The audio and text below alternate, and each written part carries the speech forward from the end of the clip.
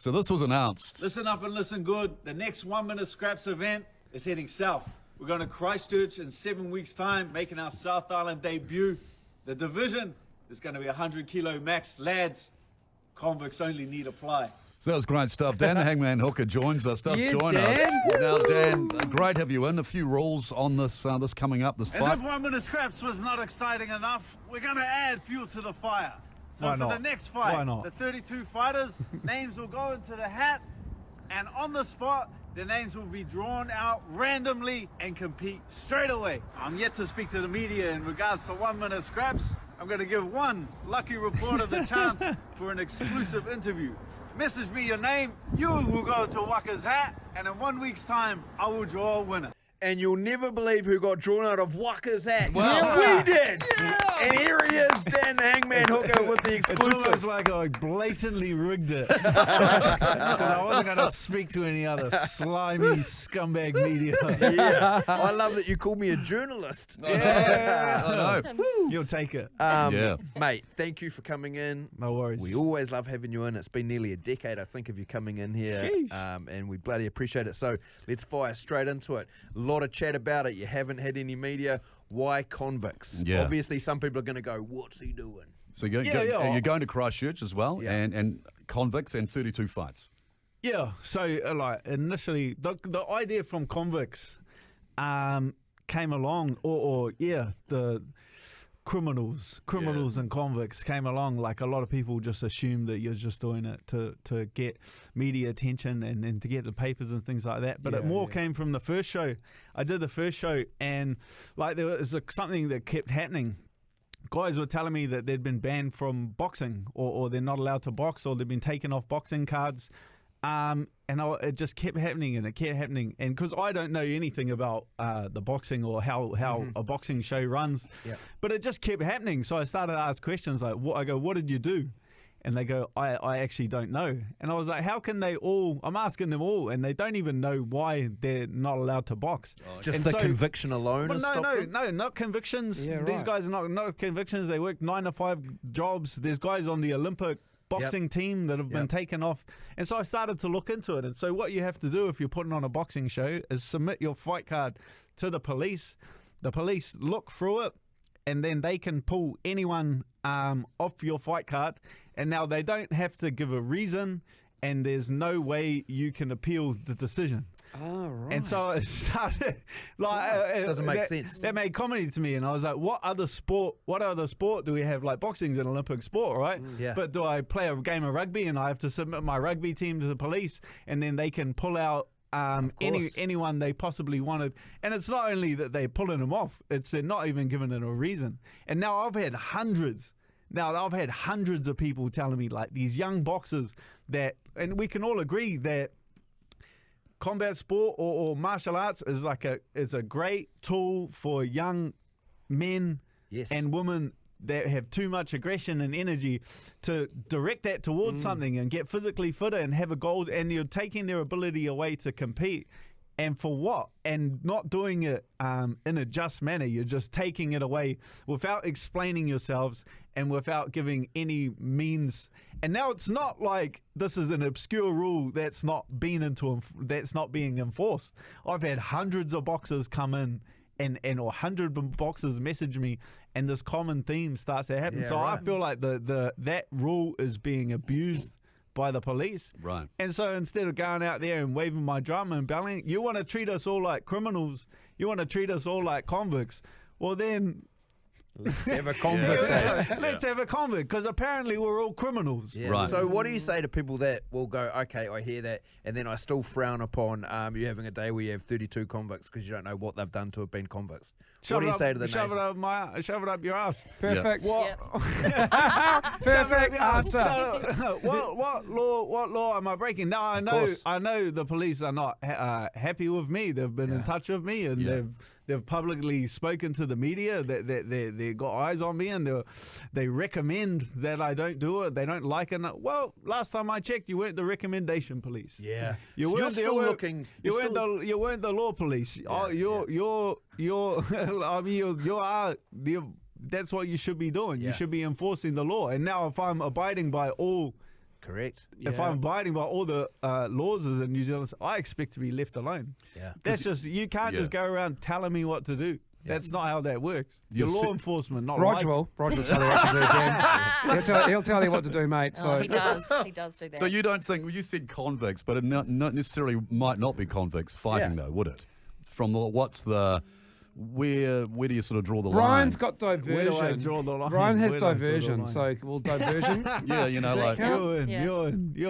You'll have to wait and see, right. baby. You'll have to wait and see. The last time you came in, you were telling us about Fight Dog. Is this... What's a bit of an update on that? So and this, then, a prime example of... Fight Dog got off. So after he competed in my... He was on electronic monitoring bracelet. He went and said it was a like therapy for him. Yeah. It was a therapy session based on physical health. That's what he submitted. Yeah. It was approved. They didn't ask any more questions. After my fight show, the police arrested him, and they arrested him for breaching his conditions, for enacting violence and gang association. That's why the police. So I went down, as I did. Yeah. I went down to the court case. I submitted a letter explaining the positive benefits of the competition. Can I quote you on that? You can. So I thought you articulated this superbly. So this is Dan Hooker. This is what you wrote when you're going to represent and support Fight Dog, right? And I'm just going to paraphrase a little bit of it, but it says, often the media try to paint these events as dangerous and violent, but for many men, including myself, these are a platform for self-expression and a healthy outlet to cope with life's pressures.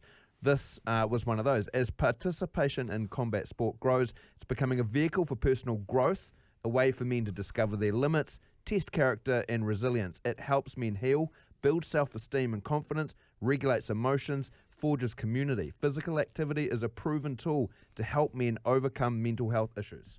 You think you're gonna throw Fight Dog sit around in a therapy session with a bunch of blokes and talk about his feelings? His name's Fight Dog. Like he gets out there, he competes. Like he came. He called me up after and he was like, "Oh, you know, like." I said, "Of course I'll back you up." I said, "Did you feel better after?" He's like, "That's the best I've felt in a very long time." I said, "Well, then that's therapy, isn't it?" Yeah. So I went down, I wrote my letter, I showed up down in Tauranga at the court, and the judge agreed wholeheartedly with me. Oh, wow. He said that this is no more violent than a game of rugby league. Yeah. And so the enacting violence was out for his, and the gang association, he said this is no more gang association than what I approve him for church on a Sunday for the Grace Foundation. So not only the judge let him out. So pretty much the police arrested him, locked him up for a week and a half, put him back in jail for nothing. The judge let him go without breach. It's not like he got breached and has to show up for that. He got absolutely nothing. He got off without a hitch, but he's still like, it's still to prove a point and try to piss me off. They chucked him in jail for a week and a half. The photo of you outside the court with you and Fight Dog and supporters, I did love a couple of the memes that went around that said, "I'm going to tell my kids this is D12 with Eminem."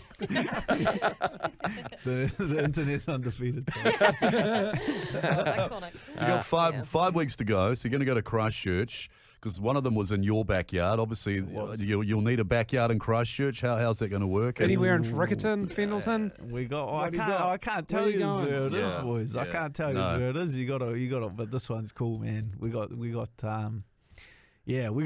I think it'll be outdoors. That's the most I can. And the boys go, "Oh, what if it rains?" I said, "What if it rains? You never beat anyone up in the rain before?" I've never got. Well, probably not. I've never got. Lights off, it's raining. Let's go inside. Never in my life if I got somewhere to give someone a hiding, pulled up, opened the door, spitting and gone, "Oh, you know what? I'll come back tomorrow, guys." I said, "You've punched someone over in the rain before." The weather app says there's a 30% chance of drizzle. How are you? A bit of drizzle. Oh, no. Hey, you're safe today, mate. How are you enjoying life as a promoter? I mean, it's obviously a side hustle because we're waiting. You've been out with injury, for those who don't know. You're ranked very highly in your UFC division. We're waiting for you to come back. And this has sort of happened, it feels like, by accident in amongst you being injured. It was by accident. I went over to Thailand and did an event over there as a host. I saw the format for it and I saw how much I could make it better and how good it would be with the quality of fighters starting out that we have here in New Zealand. And so I just had a cool idea, and I just chucked a punch up together. Lucky I had the doctor backing me up, and that's someone I have a funding with a bit of money. You mean for those who don't know? Yeah. He's the doctor Ashton. He's a cool cat, and he was like 100% behind the idea. And so me and him. Have you heard from Dana White? Does he? No, he's good. Does he just stay out of everything that fighters do as a side hustle? Oh, so to speak? for sure. Like that. That's I thought fine. he might want to be a part of it. I just thought it was a cool idea, and then I did it, and it just blew up. People wanted to see more of it. People wanted. How many views have you had now? Do you reckon? I think the first show across like all Facebook, Instagram, had over 300 million on that first. Holy shit! On the first show alone. Me and Aston only started. So me and the doc only started your own page, our own page on Instagram. He's just like, bro, we'll start an Instagram page, and I was like, oh yeah, like I didn't thought any of this through, and it's like 130,000 in like just under 3 weeks. It's people love it. It's like Kimbo Slice vibes. That's it. I got into the sport watching Kimbo Slides, and ain't none of you watch felony fights, and it shows. Get on YouTube. You're right. I haven't. And it shows. That's the first thing I watched. I watched Kimbo Slides in the backyard and felony fights long before I ever. Where were your parents? Long before. Leave me alone, It's like other people are watching. This is your third one. Do you say, and it's going to be out there? And thanks so much for choosing us. Yeah, man. As your randomly first port of call. So good. Do you sense there's going to be a lot more protests, or because you've already done two, it's like, it's just going to be another one? That's my next thing. Nah, it's definitely not. Like I feel like each one is its own thing. Like it's its own beast. Yeah, it's its own beast. It's its own message. Obviously, the girls, because like I have a lot of female teammates, and obviously for the higher weight girls, like there's nothing. So if you go and look at professional fighting or mixed martial arts, like anything above 65 kilos, there's no heavyweight for girls. It's over 60. How many women over 65 clicks? You know what I mean? Like, and 65 is small. And there's nothing. There's no there's no profession for them at all. And there's a lot of successful women here in New Zealand, but they're the generation that was just before me. Which the now we're all in the UFC and making all this money and superstars, but we were built off the generation that came before us, and I can see that with the same with the women's division. Like the generation that is now is they're world beaters, they're killers. But they're the generation that the next generation is going to springboard off. Yeah. So they're never really going to get all the eyes, like 300 million views. They're never going to get those kind of views. Yeah. They're never going to get the opportunity at a prize like $50,000. Yeah. So it's like giving opportunities to people that would have never received them. See, we love you, right? We're always going to have you in. We always love that you give us your time and you come in, right? But I think that's one thing about you for perhaps some sectors of society. I reckon you're misunderstood. In a lot of ways, a lot of times. And I think this fight series is a perfect example of it, because the numbers that watch it, the amount of support that I'm sure you hear of on the street tells you all you need to know. But people wouldn't know those little bits and pieces like we were talking about before, about the help, the mental side, the community, all these things that martial arts are to so many people. People just don't know. For sure, because they don't even ask why. They just assume things and then just start running with it. You know what I mean? Like it's also because it's not a part of their lives, so they're quick to judge. But it is a part of people's lives. And you are feeding it's a huge part. It's a huge part. Yeah. It's giving people an opportunity that wouldn't have had this kind of opportunity, and these eyes and these big shows. Like there's a lot of fighters here in New Zealand that like the guys in the first show. The reason why I did the first show was like the boys that never quite made it for one reason or another. Yeah. You know, they got busy with family, or Yeah. you know, they did make some mistakes in their past, and they did get locked up, and so now they can't travel to Australia. They can't travel internationally. They can't make a living from fighting for reasons in their past, and now their time has kind of passed them by, and they didn't get those kind of eyes and that opportunity at good money. They didn't get an opportunity at $50,000 for one reason or another. It's giving them that light and shining the light on them, because it's not the skill. You watch the fights, like, it's not the skill or the natural ability or the athleticism is why they didn't make it. It's just, you could, like, I'm by far the most talented or athletic or skillful fighter that's I've ever trained with, like a long shot. Yeah. But these other guys coming up didn't make it because they made mistakes in their past. I think a lot of people too take for granted how privileged their upbringings are. You know, like, and I speak that from my point of view and a lot of other people, but there a lot of people listening, they get to points in their lives where jail or whatever occurs or bad mistakes happen and they make mistakes themselves, but that's come from being products of the environment too, that a lot of us aren't privy to. For sure. You know, These are the we lives don't these all guys. set off with the same set of cards. These are not definitely dealt not the same set of cards. No, I mean. definitely not. These guys that are coming through the show have been through the struggle, man. They've really. They've come out of nothing, you know what I mean, and they need something to look towards. You know what I Structure mean? and They discipline. you can't just tell them to sit still and go to, like, they need a dream. You know what I mean? And they can't travel internationally, and they can't be famous UFC fighters because of mistakes they've made in the past. So it's like giving them turning the light on them and giving them something to, the guys from the hood, giving them something to look forward to. Yeah. Who would you like to see? Who would you like to have a 1 minute scrap with? If you could pick a couple for a little tournament that you're in. I know You can go a Mitch- couple of different weight divisions, but Mitch is keen to put his head in. Chuck and Mitch here. Fuck no. Oh, hey, Mitch. You better. I'll stay out of this one. I'll watch this one on the socials. Who would I like to punch on with in a 1 minute scrap? I'm putting you on the spot, but let's say there's an 8-man event. You can pick you can Oh, go. I'm putting everyone in. Well, I'm putting them. I don't really hate anyone though. No, you don't have to hate them. Who do you reckon would make a good 8-man little tourney that Well, you're I in? got a couple questions for my 1 minute scraps that Okay. might, like, a couple. Can we do? I was. Yeah, it's you're the promoter. Yeah.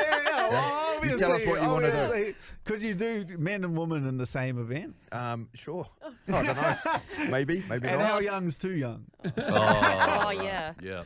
We got these are questions that I need answers. I run them past my my show is of course sanctioned. Yes. I run everything past Carl. I get a lot of no's. Yeah. There's a lot of spitballing. There's a lot of How many times do you get told no? I don't like no. I'll figure it out. I'm gonna figure it out type of guy, you know. Have you got anything across the line you've been told no to so far in terms of these 1 minute Yeah. scraps? Oh, I'm just starting out. I've got the next few shows in my head kind of planned out, and it just gets cooler and cooler. Oh, man. There you go. Well, Well, can we ask too, how are you going with your own fights? Oh, well, yeah. I mean, because there's yeah. been some chat during the week with your mate Charlie Olives, or other people know him as Charles Oliveira. Wow. He said that, Swing for the champ, don't miss. yeah, he said you had ducked him, but I've heard you call his name many times over the years. So there's that chat. It just didn't work out. I'm cleared to fight in November. That fight was in October. I never even got offered that fight because I told the UFC that I don't have medical clearance. So I'm cleared for November. All he had to do was kind of sit and wait a couple of weeks. But, you know, it's just the stars didn't like. I want that Arman. Yep. I think he's a scumbag, monobrow loser. That and I'll knee him right in I'll cave his face right in. That's on the cards. There's not a single other fighter in the top 5 or anyone ranked between me and him that even wants that fight. Like, no one, he's the number 1 contender. No one gives a flying about. Nice. All right. Dan the Hangman Hooker. One of a All the kind. best. 5 weeks away. Champ is here. Thank you for your time, bro. Backyard fight. Thanks for Appreciate picking us as well. Yeah. And all the best. Hey, Mitch- don't give away my secrets. Mitch, you ready? No. No, all the best, bro. Good luck. you. I Good love luck the for it. positive messages in behind our people portraying something bro. negatively. I reckon Yeah. you're doing Yeah. good shit, bro. Thanks, bro. Thanks, mate.